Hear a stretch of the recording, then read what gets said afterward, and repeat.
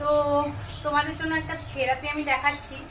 এবার থেকে চেষ্টা করব একটা দুটো করে দেখানোর। সবাই বলছো যে দিদিভাই দেখিও, তাহলে আমরাও একটু বাড়িতে চেষ্টা করতে পারি।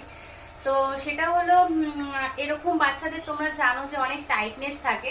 তো ডাক্তার তো বললো ওর অতটা টাইটনেস নেই, তবে এই জায়গাটায় ওদের টাইটনেস থাকে, সেজন্য না সোজা পা ফেলতে পারে না, পাটা একটু ব্যান্ড হয়ে থাকে।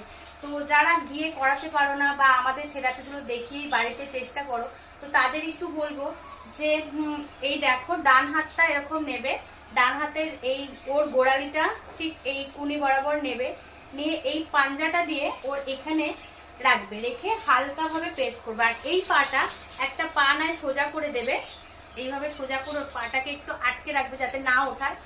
তো এটা দিয়ে হালকা হাতে প্রেস করবে, এইভাবে প্রেস করবে, এই যে সোজা থাকবে তাহলে পাটা।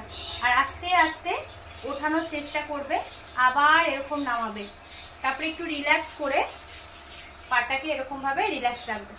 তো এটা 10 বার করে করো, ভালো লাগবে, ওদেরও আরাম পাবে একটু, কারণ এই জায়গাটা নালে টাইটনেসটা থাকবে, সোজা ভাবটা আসবে না। তো যেগুলো আমাদের দেখিয়েছে তোমাদের একটু একটু চেষ্টা করব দেখানো। ঠিক আছে, চলো টাটা।